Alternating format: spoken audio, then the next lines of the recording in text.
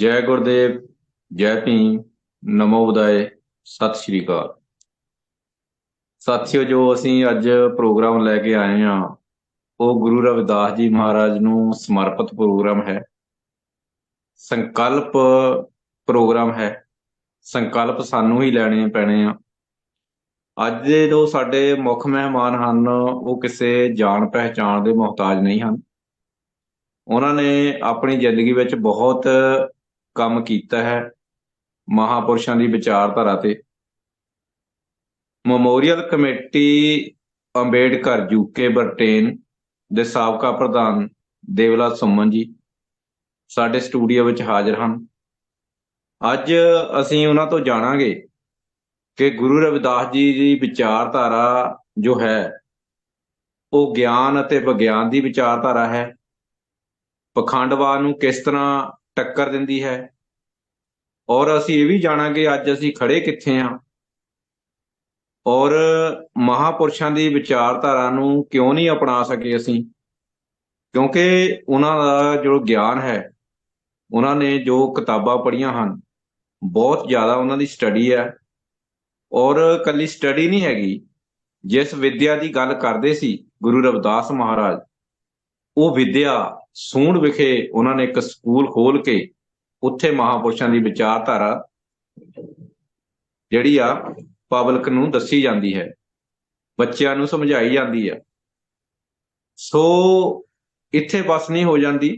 ਇਸ memorial committee ਨੇ ਕਰਨਾਟਕਾ ਦੇ ਵਿੱਚ 30 ਕਿਲੋਮੀਟਰ ਦੇ ਆਲੇ ਦੁਆਲੇ ਕੋਈ ਸਕੂਲ ਨਹੀਂ, ਬੇਬਾਦ ਏਰੀਆ, ਔਰ ਉੱਥੇ ਬੱਸਾਂ ਔਰ 52 ਖੇਤ ਹੋ ਚੁੱਕੇ ਹਨ।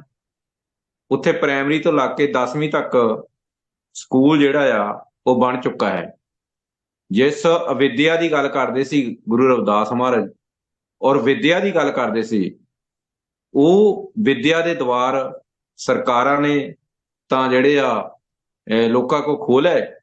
ਔਰ ਸਲੂਟ ਹੈ ਇਹੋ ਜਿਹੇ ਯੋਧਿਆਂ ਨੂੰ ਜਿਹੜੇ ਉਹ ਮਹਾਪੁਰਸ਼ਾਂ ਦੀ ਵਿਚਾਰਧਾਰਾ ਤੇ ਚੱਲਦੇ ਹਨ, ਸਿਰਫ ਜੈ ਜੈਕਾਰ ਤੱਕ ਸੀਮਤ ਨਹੀਂ ਹਨ।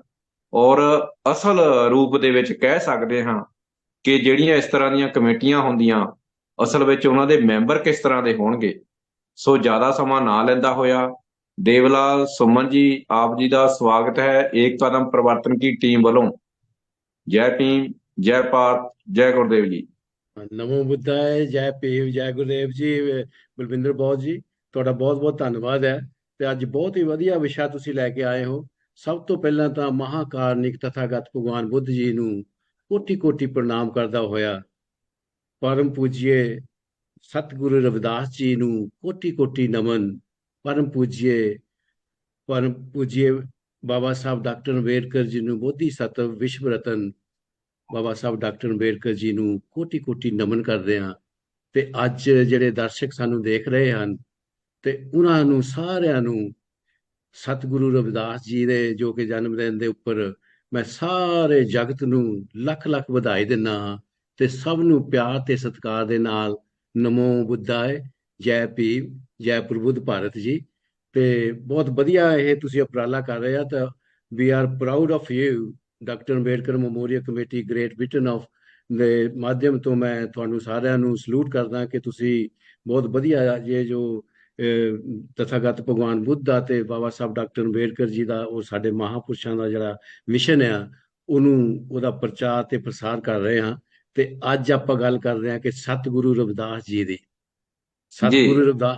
ਸਤਿਗੁਰੂ ਰਵਿਦਾਸ ਜੀ ਜਿਹੜੇ ਕਿ ਮਹਾਨ ਸਮਾਜ ਸੁਧਾਰਕ ਯੋਧੇ ਸਨ।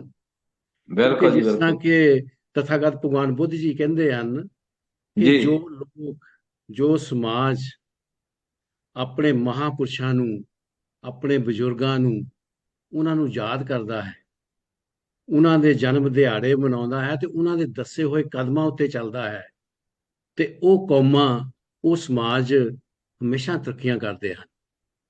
ਬਿਲਕੁਲ ਜੀ। ਅੱਜ ਅਸੀਂ ਗੱਲ ਕਰਨ ਸਤਿਗੁਰੂ ਰਵਿਦਾਸ ਜੀ। ਸਤਿਗੁਰੂ ਰਵਿਦਾਸ ਜੀ ਦੇ ਜਿਹੜੇ ਅਨਮੋਲ ਬਚਨ ਆ, ਉਹ ਸਾਨੂੰ ਸਮਾਜ ਨੂੰ ਕਿਹੋ ਜਿਹਾ ਸੁਨੇਹਾ ਦਿੰਦੇ ਹਨ। ਤੇ ਉਸ ਤੋਂ ਪਹਿਲਾਂ ਮੈਂ ਕਹਾਂਗਾ ਕਿ ਜਦੋਂ ਵੀ ਸਮਾਜ ਦੇ ਉੱਤੇ ਅਤਿਆਚਾਰ ਹੁੰਦੇ ਹਨ, ਅਰਾਜਕਤਾ ਫੈਲਦੀ ਹੈ, ਉਦੋਂ ਉਦੋਂ ਕੋਈ ਨਾ ਕੋਈ ਸ਼ਖਸੀਅਤ ਦਾ ਜਨਮ ਹੁੰਦਾ ਹੈ।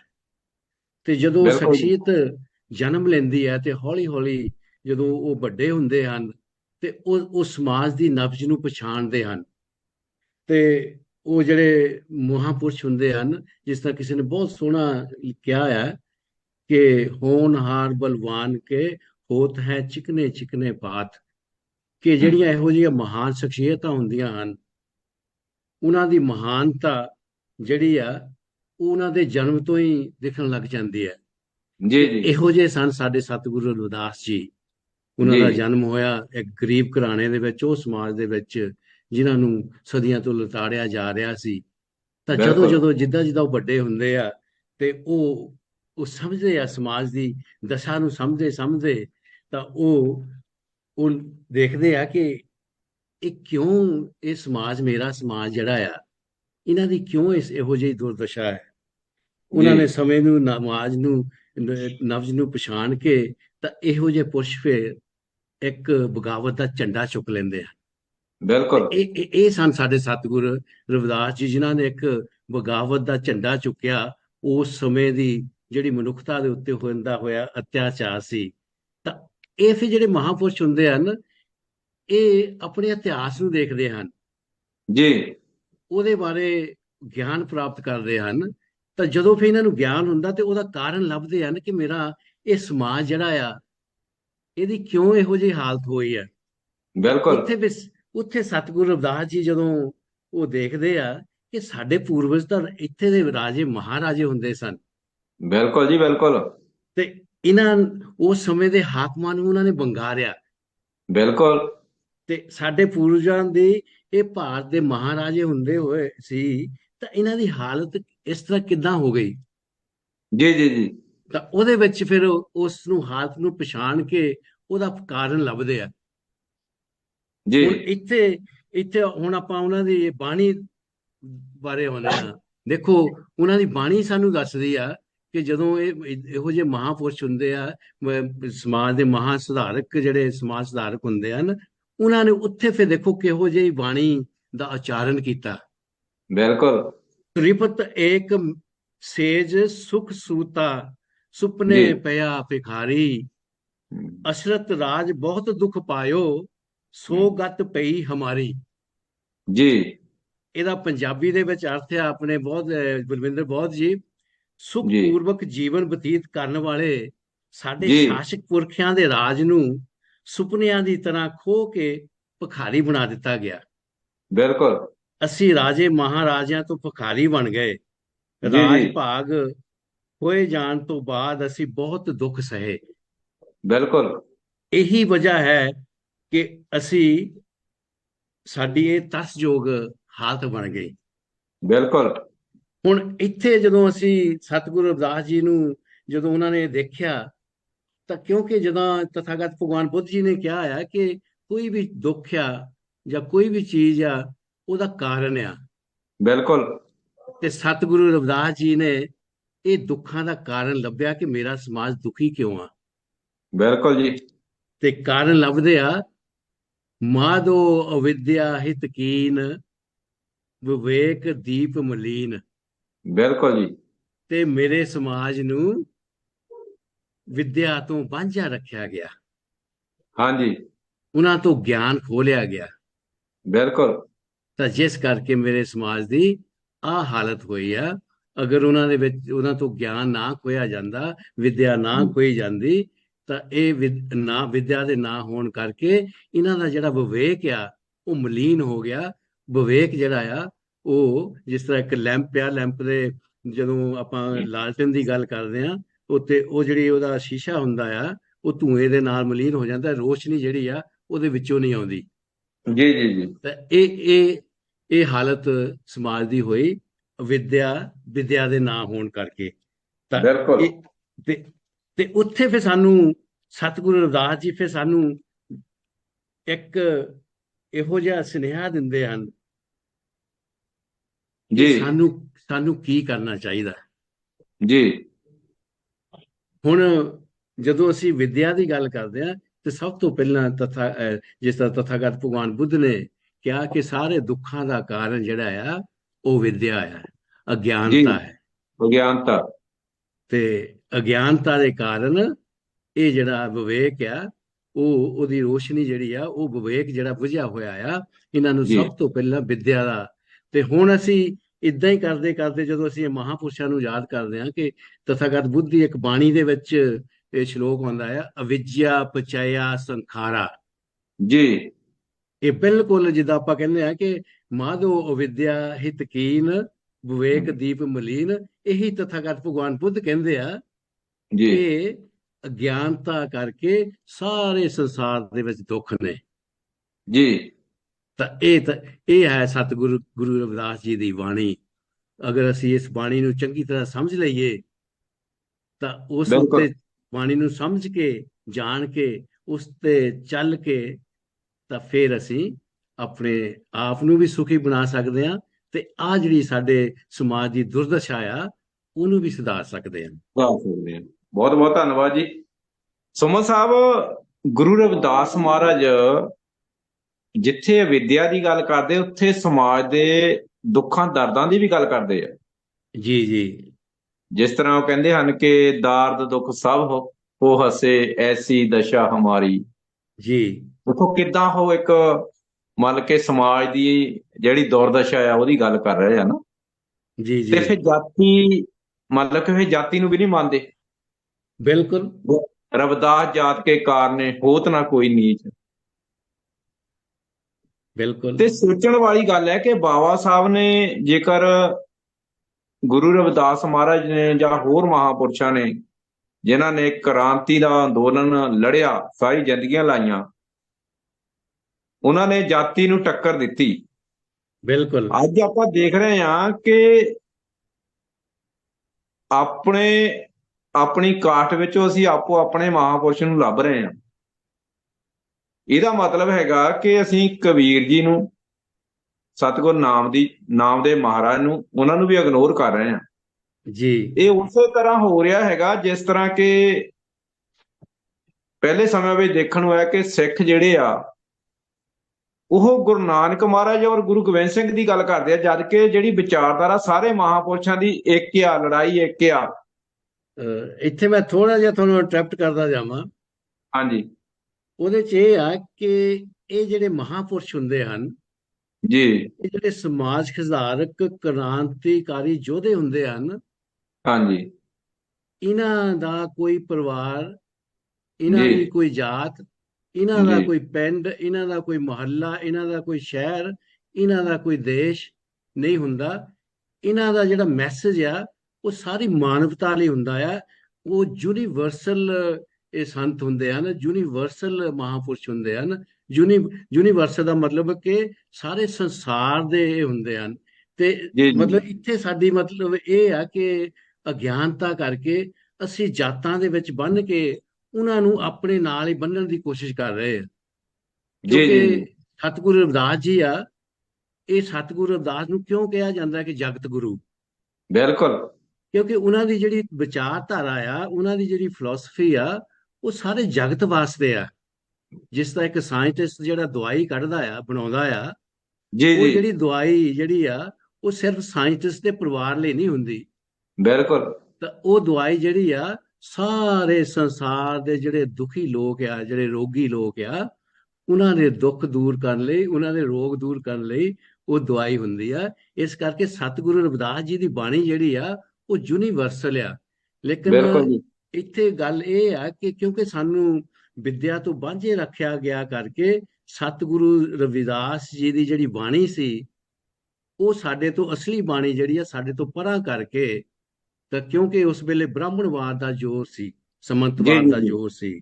ਉਹਨਾਂ ਨੇ ਜੀ। ਜਿਹੜੀ ਸਾਨੂੰ ਬਾਣੀ ਦੇ ਕੇ ਗਏ ਆ, ਪੂਜਾ ਪਾਠ, ਅੰਧ ਵਿਸ਼ਵਾਸਾਂ, ਇਹ ਜਿਹੜਾ ਬ੍ਰਾਹਮਣਵਾਦ ਨੇ ਉਹ ਆਪਣੇ ਕੋਲੋਂ ਕੱਢ ਕੇ ਸਾਡੇ ਸਾਹਮਣੇ ਰੱਖ ਦਿੱਤੀ। ਲੇਕਿਨ ਉਹ ਅਸਲੀ ਸਤਿਗੁਰੂ ਰਵਿਦਾਸ ਜੀ ਦੀ ਬਾਣੀ ਨਹੀਂ। ਸਤਿਗੁਰੂ ਰਵਿਦਾਸ ਜੀ ਦੀ ਬਾਣੀ ਤਾਂ ਇਹ ਆ, ਜਿਹਦਾ ਤੁਸੀਂ ਕਿਹਾ ਆ ਕਿ ਅਸੀਂ ਜਾਤਾਂ ਦੇ ਵਿੱਚ ਬੰਨ੍ਹ ਲਿਆ ਆਪਣੇ ਮਹਾਂਪੁਰਸ਼ਾਂ ਨੂੰ। ਤੇ ਬਿਲਕੁਲ ਸਤਿਗੁਰੂ ਜੀ। ਜੀ ਤਾਂ ਕਹਿੰਦੇ ਆ ਕਿ ਜਾਤ ਜਾਤ ਮੇਂ ਜਾਤ ਹੈ, ਜੋ ਕੇਲਨ ਕੇ ਪਾਤ, ਰਵਿਦਾਸ ਮਨੁੱਖ ਨਾ ਜੁੜ ਸਕੇ, ਜੋ ਲੋ ਜਾਤ ਨਾ ਜਾਤ।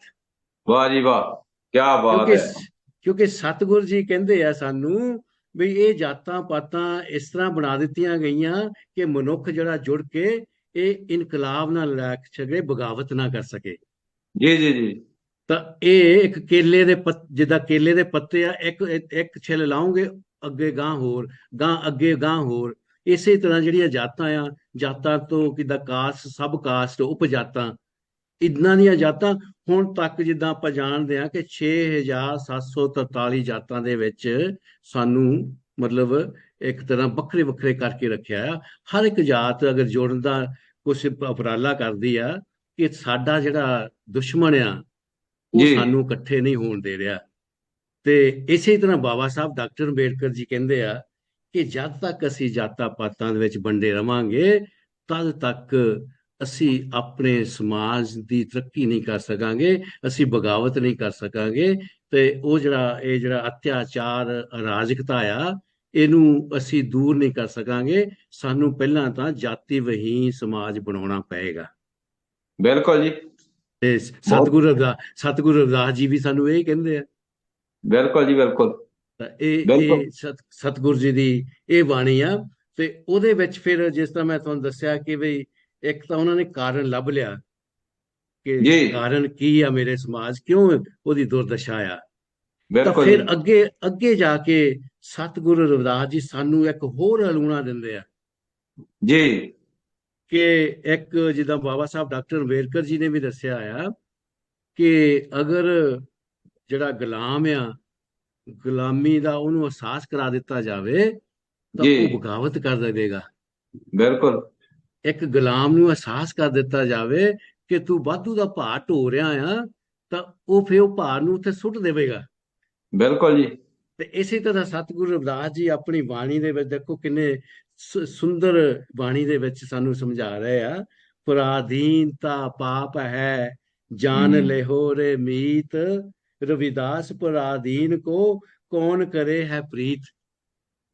पराधीन का दीन क्या, पराधीन बेदीन, रविदास पराधीन को सब ही समझे हीन। दीन दुखी के हित जाओ, बारे अपने प्राण, रविदास उस नर सूरा को छच्चा छतरी जान। ਇੱਥੇ ਸਾਨੂੰ ਉਹ ਬਗਾਵਤ ਵਾਸਤੇ ਕਹਿ ਰਹੇ ਆ ਕਿ ਆ ਜਿਹੜੀ ਪਰਾਧੀਨਤਾ ਆ ਇੱਕ ਪਾਪ ਆ। ਇਹ ਮੇਰੇ ਵੀਰ ਇਹਨੂੰ ਜਾਣ ਲਾ। ਤੇ ਜਿਹੜੇ ਪਰਾਧੀਨ ਹੁੰਦੇ ਹਨ, ਗੁਲਾਮ ਹੁੰਦੇ ਹਨ, ਉਹਨਾਂ ਦੇ ਨਾਲ ਕੋਈ ਪਿਆਰ ਨਹੀਂ ਕਰਦਾ। ਬਿਲਕੁਲ ਜੀ ਬਿਲਕੁਲ। ਤੇ ਨਾ ਹੀ ਉਹਨਾਂ ਦਾ ਕੋਈ ਦੀਨ ਹੁੰਦਾ ਹੈ। ਤੇ ਸਾਰੇ ਉਹਨਾਂ ਨੂੰ ਬੇਦੀਨ ਸਮਝਦੇ ਆ। ਬਿਲਕੁਲ ਜੀ। ਤੇ ਨਾਲ ਫਿਰ ਸਾਨੂੰ ਨਾਲ ਹੋਰ ਦੱਸਦੇ ਆ ਕਿ ਸਾਨੂੰ ਦੱਸਦੇ ਆ ਵੀ ਇਹ ਕਿੱਦਾਂ ਦੀਨ ਦੁਖੀ ਕੇ ਹਿਤ ਜਾ, ਬਾਰੇ ਆਪਣੇ ਪ੍ਰਾਣ। ਜੋ ਉਹਨਾਂ ਦੀਨ ਦੁਖੀਆਂ ਦੇ ਪ੍ਰਤੀ ਆਪਣੇ ਜਾਨ ਦੀ ਪਰਵਾਹ ਨਾ ਕਰਦਾ ਹੋਇਆ ਇੱਕ ਮੈਦਾਨ ਦੇ ਵਿੱਚ ਜੂਝ ਪੈਂਦੇ ਹਨ। ਤੇ ਇਹ ਸਤਿਗੁਰੂ ਰਵਿਦਾਸ ਸਾਨੂੰ ਕਹਿੰਦੇ ਆ ਉਹੀ ਅਸਲੀ ਸੂਰਵੀਰ ਨਰ ਹੈ। ਬਿਲਕੁਲ ਜੀ ਬਿਲਕੁਲ। ਰਵਿਦਾਸ ਉਹ ਨਰ ਸੂਰ ਕੋ ਛੱਚਾ ਛਤਰੀ ਜਾਨ। असली क्षत्री, असला क्षत्री जो है वो नर है जो दीन दुखियां ਦੇ ਹੇਤ ਲੜੇ। ਦੇਖੋ ਕਿੱਡੀ ਵੱਡੀ ਬਾਣੀ ਸਾਨੂੰ ਸਤਿਗੁਰੂ ਰਵਿਦਾਸ ਜੀ ਸਮਝਾ ਰਹੇ ਹਨ। ਅਗਰ ਆਹ ਸਮਝ ਆ ਜਾਵੇ ਤਾਂ ਅਸੀਂ ਆਹ ਜਿਹੜੀਆਂ ਜਾਤਾਂ ਪਾਤਾਂ ਤੋਂ ਉੱਪਰ ਉੱਠ ਕੇ ਇੱਕ ਸਮਾਜ ਨੂੰ ਜੋੜ ਕੇ ਇੱਕ ਝੰਡੇ ਥੱਲੇ ਆ ਕੇ ਤੇ ਅਸੀਂ ਆਪਣਾ ਜਿਹੜਾ ਸਾਡੇ ਬਜ਼ੁਰਗਾਂ ਦਾ ਜਿਹੜਾ ਰਾਜ ਸੀਗਾ ਉਹਨੂੰ ਅਸੀਂ ਵਾਪਸ ਲਿਆ ਕੇ ਅਸੀਂ ਉਹੀ ਸਤਿਗੁਰੂ ਰਵਿਦਾਸ ਜੀ ਦਾ ਬੇਗਮਪੁਰਾ ਤੇ ਬਾਬਾ ਸਾਹਿਬ ਡਾਕਟਰ ਅੰਬੇਡਕਰ ਜੀ ਦਾ ਪ੍ਰਬੁੱਧ ਭਾਰਤ, ਉਹ ਤਥਾਗਤ ਬੁੱਧ ਦੀ ਜਿਹੜੀ ਆ ਜਿਹੜਾ ਉਹਨਾਂ ਦਾ ਨਿਵਾਨ ਭੂਮੀ ਆ ਸੁਖਾਵਤੀ ਜੀ, ਕਬੀਰ ਜੀ ਦੀ ਪ੍ਰੇਮ ਨਗਰੀ ਜੀ, ਇਹ ਅਸੀਂ ਸਥਾਪਿਤ ਕਰਕੇ ਇੱਕ ਧੰਮ ਰਾਜ ਲਿਆ ਸਕਦੇ ਹਾਂ। ਇੰਨੀ ਤਾਕਤ ਆ। ਬਿਲਕੁਲ ਜੀ। ਸੋ ਗੱਲਬਾਤ ਚੱਲਦੀ ਰਹੇਗੀ। ਮੈਂ ਸਾਥੀਆਂ ਨੂੰ ਬੇਨਤੀ ਕਰਦਾ ਕਿ ਵੱਧ ਤੋਂ ਵੱਧ ਇਸ ਪ੍ਰੋਗਰਾਮ ਨੂੰ ਸ਼ੇਅਰ ਅਤੇ ਲਾਈਕ ਕਰਿਓ। ਇੱਕ ਕਦਮ ਪਰਿਵਰਤਨ ਕੀ ਟੀਮ ਹਮੇਸ਼ਾ ਉਹਨਾਂ ਸਮਾਜਿਕ ਸਾਧੂਆਂ ਨੂੰ ਲੈ ਕੇ ਆਉਂਦੀ ਹੈ, ਸਮਾਜਿਕ ਸਾਧੂ ਜਿਹੜੇ ਹਮੇਸ਼ਾ ਸਮਾਜ ਲਈ ਚਿੰਤਨ ਰਹਿੰਦੇ ਹਨ, ਜਿਹੜੇ ਮਹਾਂਪੁਰਸ਼ਾਂ ਦੀ ਵਿਚਾਰਧਾਰਾ ਤੇ ਚੱਲਦੇ ਹਨ ਸੁਮਨ ਸਾਹਿਬ ਦੇਖੋ ਕਿਸ ਤਰ੍ਹਾਂ ਗੁਰੂ ਰਵਿਦਾਸ ਮਹਾਰਾਜ ਸਮਾਜ ਦਾ ਦਰਦ ਤੜਪ ਰੱਖਦੇ ਆ। ਕਹਿੰਦੇ ਮੈਂ ਰੁੱਖੀ ਸੁੱਖੀ ਖਾਊ ਰੇ, ਜੀ ਜੀ ਔਰੋਂ ਕੀ ਭੁੱਖ ਮਿਟਾਊ ਰੇ।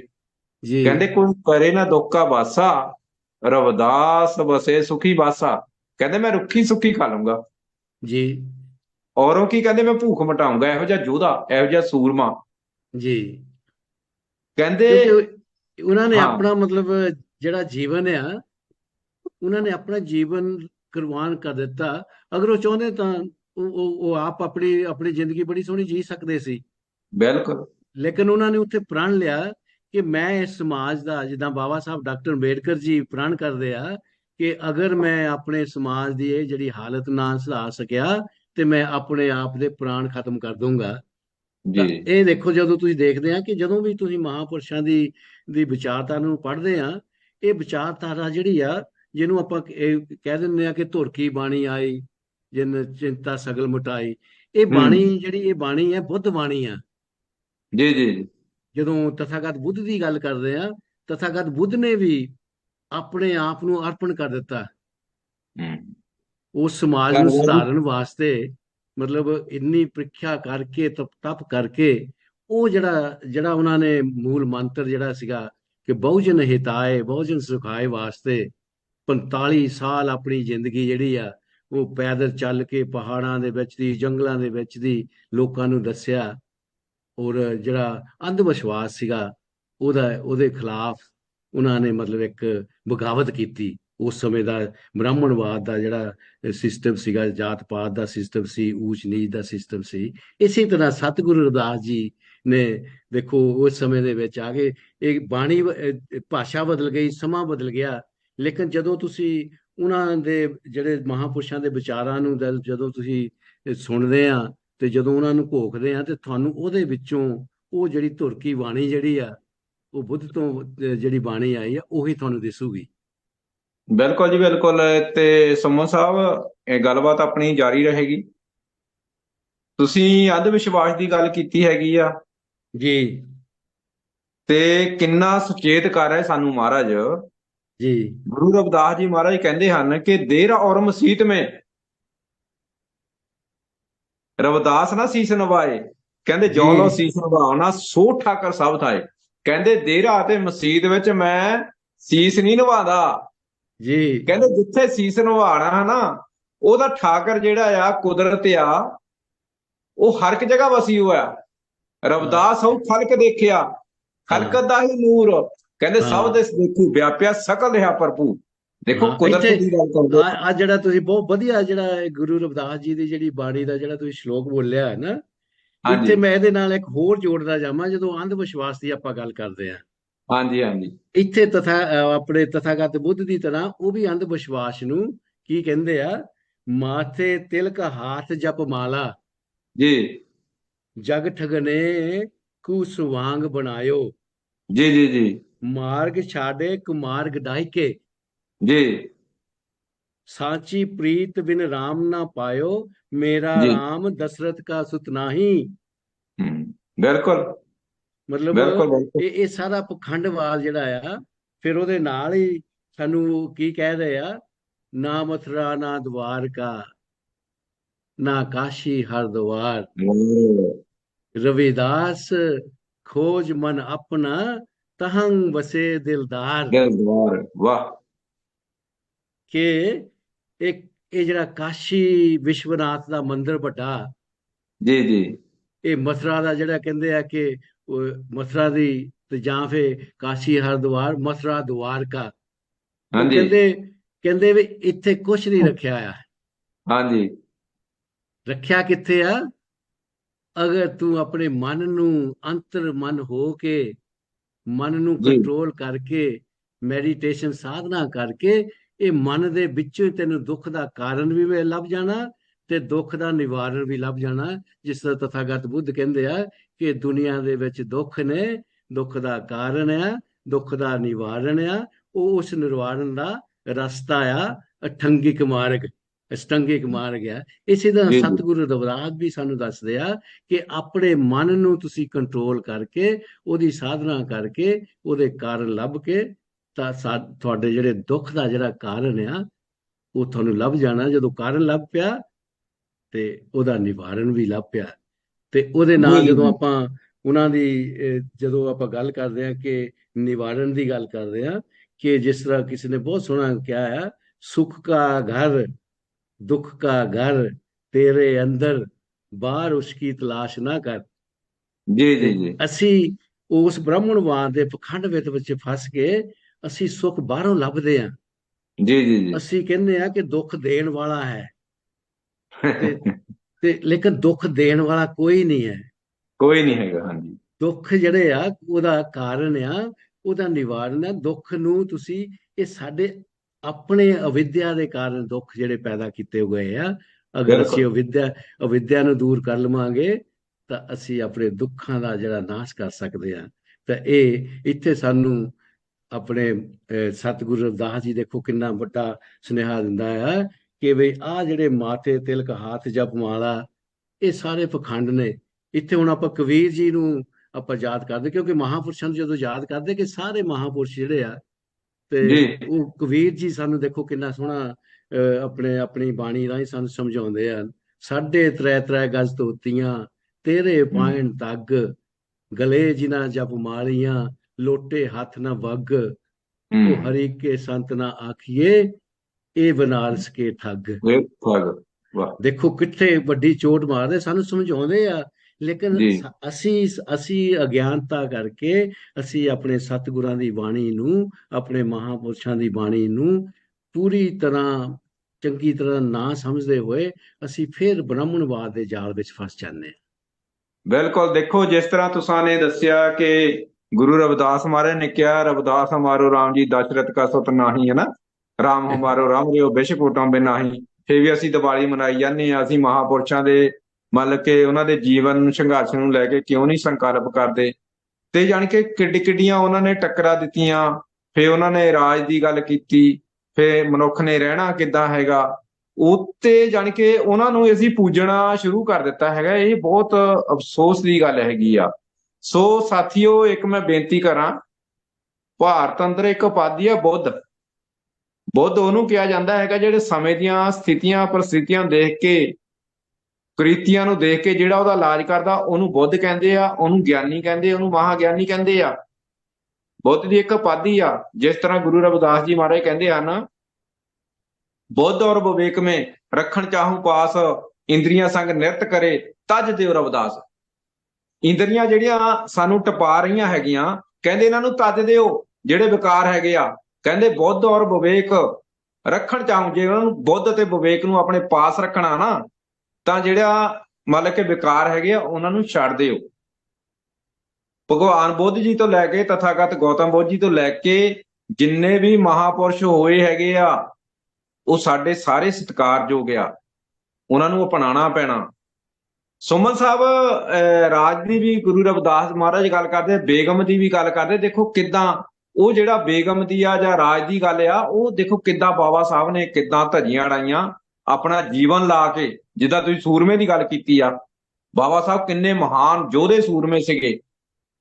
ਜਿਹੜੀ ਮਹਾਪੁਰਸ਼ਾਂ ਦੀ ਇੱਕ ਵਿਚਾਰਧਾਰਾ ਚੱਲੀ ਆ ਰਹੀ ਸੀਗੀ, ਤਾਂ ਉਹਨਾਂ ਨੇ ਦੇਖੋ ਕਿੱਦਾਂ ਇੱਕ ਚਪੇੜ ਤੱਕ ਨਹੀਂ ਵੱਜਣ ਦਿੱਤੀ, ਕਰੋੜਾਂ ਲੋਕਾਂ ਦਾ ਭਲਾ ਕਰ ਦਿੱਤਾ। ਬਾਬਾ ਸਾਹਿਬ ਡਾਕਟਰ ਭੀਮ ਰਾਓ ਅੰਬੇਡਕਰ, ਜੋਤੀ ਰਾਏ ਫੂਲੇ, ਦਾਦੀ ਮਾਂ ਸਵਿਤਰੀ ਬਾਈ ਫੂਲੇ, ਸ਼ਾਹੂ ਛਤਰਪਤੀ ਜੀ ਮਹਾਰਾਜ। ਹਾਂਜੀ ਜੀ ਸੁਮਨ ਸਾਹਿਬ, ਹਾਂ, ਰਾਜ ਇਹ ਦੀ ਗੱਲ ਬਹੁਤ ਕਰਦੇ ਹਾਂ, ਵਧੀਆ ਹੈ ਕਿ ਬੇਗਮ ਦੀ ਗੱਲ ਤੁਸੀਂ ਕਰਦੇ ਹਾਂ। ਹਾਂ, ਜਿਹੜੀ ਤੁਸੀਂ ਇਹ ਗੱਲ ਕੀਤੀ ਆ ਕਿ ਜਦੋਂ ਮਹਾਪੁਰਸ਼ ਜਿਹੜੇ ਆ, ਉਹਨਾਂ ਦੇ ਸਾਰੇ ਜਿਹੜੇ ਮਹਾਪੁਰਸ਼ ਇਸ ਕਰਕੇ ਹੀ ਕਿਹਾ ਜਾਂਦਾ ਉਹਨਾਂ ਨੂੰ, ਕਿਉਂਕਿ ਮਹਾਪੁਰਸ਼ ਜਿਹੜੇ ਆ ਉਹ ਮਾਨਵਤਾ ਦੀ ਗੱਲ ਕਰਦੇ ਆ, ਜੀ ਜੀ ਮਾਨਵਤਾ ਦੇ ਦੁੱਖਾਂ ਦੀ ਗੱਲ ਕਰਦੇ ਆ, ਉਹਨਾਂ ਦੇ ਦੁੱਖਾਂ ਦੇ ਕਾਰਨ ਦੀ ਗੱਲ ਕਰਦੇ ਆ, ਉਹਨਾਂ ਦੇ ਨਿਵਾਰਨ ਦੀ ਗੱਲ ਕਰਦੇ ਆ। ਹੁਣ ਜੀ ਜਦੋਂ ਤੁਸੀਂ ਸਤਿਗੁਰੂ ਰਵਿਦਾਸ ਜੀ ਦੀ ਗੱਲ ਕਰਦੇ ਆ, ਉਹ ਫਿਰ ਜਿੱਦਾਂ ਮੈਂ ਦੱਸਿਆ ਕਿ ਉਹ ਬਗਾਵਤ ਦਾ ਝੰਡਾ ਸਨ, ਉਹ ਬਿਲਕੁਲ ਬਗਾਵਤ ਦਾ ਚਿੰਨ੍ਹ ਸਨ। ਜੀ ਤਾਂ ਉਹਨਾਂ ਨੇ ਉਸ ਸਿਸਟਮ ਦੇ ਨੂੰ ਚੈਲੰਜ ਕੀਤਾ। ਬਿਲਕੁਲ ਤੇ ਜਦੋਂ ਅਸੀਂ ਪਿਛਾਂ ਨੂੰ ਜਾਈਏ ਤੇ ਤਥਾਗਤ ਭਗਵਾਨ ਬੁੱਧ ਨੇ ਵੀ ਉਸ ਸਮੇਂ ਦੇ ਸਿਸਟਮ ਨੂੰ ਚੈਲੰਜ ਕੀਤਾ, ਵੱਡ ਵੱਡੀਆਂ ਬਿਲਕੁਲ ਗੋਸ਼ਟੀਆਂ ਕੀਤੀਆਂ। ਸਤਿਗੁਰੂ ਰਵਿਦਾਸ ਜੀ ਵੀ ਵੱਡ ਵੱਡੀਆਂ ਗੋਸ਼ਟੀਆਂ ਕਰ ਕਰਕੇ ਜਿਹੜੇ ਬ੍ਰਾਹਮਣ, ਜਿਹੜੇ ਆਪਣੇ ਆਪ ਨੂੰ ਉੱਚੇ ਬ੍ਰਾਹਮਣ ਸਮਝਦੇ ਸੀ, ਉਹਨਾਂ ਨੂੰ ਸਮਝਾਇਆ, ਰਾਜਿਆਂ ਮਹਾਰਾਜਿਆਂ ਨੂੰ ਸਮਝਾਇਆ। ਬਿਲਕੁਲ ਤੇ ਉਹਦੇ ਵਿੱਚ ਜਦੋਂ ਆਪਾਂ ਗੱਲ ਕਰਦੇ ਹਾਂ ਤੇ ਉਹ ਚੈਲੰਜ ਸੀ। ਤੇ ਜਦੋਂ ਅਸੀਂ ਗੁਰੂ ਰਵਿਦਾਸ ਤੋਂ ਬਾਅਦ ਜਦੋਂ ਸਾਹੂ ਜੀ ਛਤਰਪਤੀ ਸਾਹੂ ਜੀ ਮਹਾਰਾਜ ਦੀ ਗੱਲ ਕਰਦੇ ਆ, ਤੇ ਹਾਂਜੀ ਉਹਨਾਂ ਨੇ ਵੀ ਉਸ ਸਮੇਂ ਨੂੰ ਦੇਖਿਆ, ਤੇ ਉਹਨਾਂ ਨੇ ਵੀ ਇਹੀ ਕਾਰਨ ਲੱਭਿਆ ਕਿ ਅਵਿਦਿਆ ਕਰਕੇ ਵੀ ਆ ਜਿਹੜਾ ਮੇਰਾ ਰਾਜ ਭਾਗ ਆ, ਜਿਹੜਾ ਲੋਕਾਂ ਦੀ ਜਿਹੜੀ 70, ਜਦੋਂ ਹੁਣ ਆਪਾਂ 85% ਦੀ ਗੱਲ ਕਰਦੇ ਆ, ਵੀ ਜਿਨ੍ਹਾਂ ਦੀ ਲੋਕਾਂ ਦੀ ਬਹੁਜਨ ਦੇ ਵਿੱਚ ਆ, ਉਹ ਲੋਕ ਘੱਟ ਆ ਮੇਰੇ ਰਾਜ ਭਾਗ ਦੇ ਵਿੱਚ, ਜੀ ਜੀ ਤੇ ਜਿਹੜੇ ਹੈਗੇ ਹੀ 3.5% ਆ, ਉਹ ਸਭ ਤੋਂ ਜ਼ਿਆਦਾ ਆ।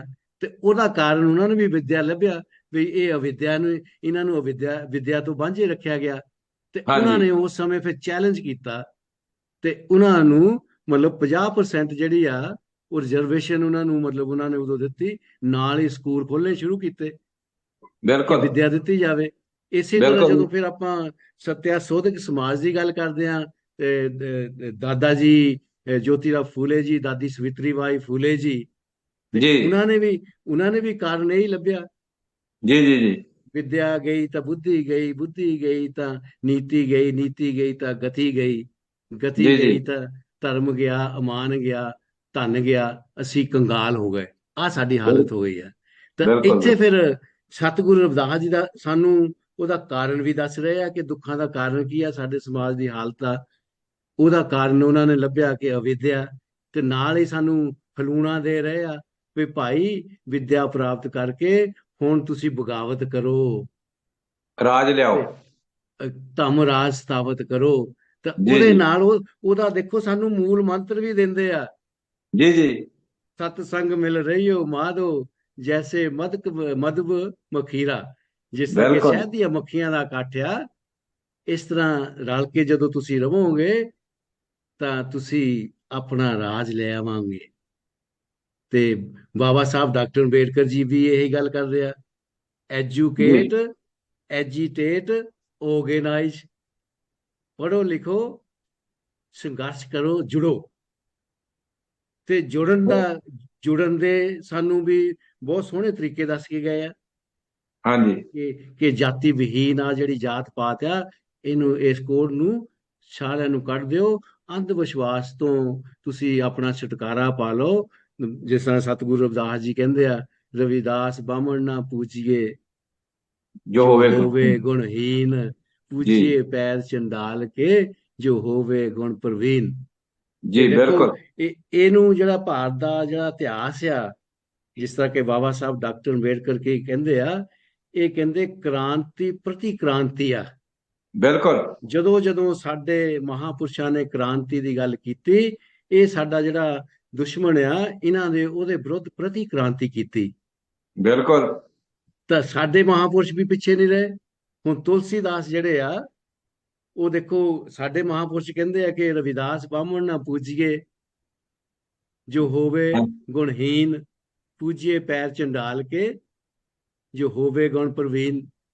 ਤਾਂ ਇੱਧਰ ਫਿਰ ਇਹ ਜਿਹੜੇ ਤੁਲਸੀਦਾਸ ਆਉਂਦੇ, ਭਗਤ ਤੁਲਸੀਦਾਸ, ਉਹਨੂੰ ਦੇਖ ਲਓ ਫਿਰ ਪ੍ਰਤੀ ਕ੍ਰਾਂਤੀ ਕਰਦੇ ਆ ਬਿਲਕੁਲ ਕਿ ਵੀ ਹਾਂਜੀ ਪੂਜੀਏ ਗਿਆਨ ਵਿਪਰ ਗੁਣ ਗਿਆਨ ਸ਼ੀਲ ਹੀਨਾ, ਨਾ ਸ਼ੂਦਰ ਗੁਣ ਗਿਆਨ ਸ਼ੀਲ ਪ੍ਰਵੀਨਾ। ਦੇਖੋ ਇਹਨੂੰ ਕਹਿੰਦੇ ਪ੍ਰਤੀ ਕ੍ਰਾਂਤੀ। ਤਾਂ ਬਿਲਕੁਲ ਸਾਡੇ ਧੰਨਵਾਦ। ਹਾਂਜੀ ਹਾਂਜੀ ਸੁਮਨ ਸਾਹਿਬ, ਬਹੁਤ ਧੰਨਵਾਦ। ਸੋ ਸਾਥੀਓ, ਬੜੀ ਮਤਲਬ ਕਿ ਡੂੰਘੀ ਗੱਲ ਸੁਮਨ ਸਾਹਿਬ ਜੀ ਨੇ ਦੱਸੀ ਹੈਗੀ ਆ ਕਿ ਕ੍ਰਾਂਤੀ ਪ੍ਰਤੀ ਕ੍ਰਾਂਤੀ। ਗੁਰੂ ਰਵਿਦਾਸ ਹਮਾਰੇ ਕਹਿੰਦੇ ਬ੍ਰਾਹਮਣ ਨੂੰ ਪੂਜਣਾ ਨਹੀਂ ਹੈਗਾ, ਕਿਉਂਕਿ ਉਹ ਮਤਲਬ ਕਿ ਲੋਕਾਂ ਨੂੰ ਲੁੱਟ ਰਹੇ ਆ ਨਾ, ਸਵਾਂਗ ਬਣਾ ਕੇ, ਤਾਂ ਭਰਮ ਪਾ ਕੇ।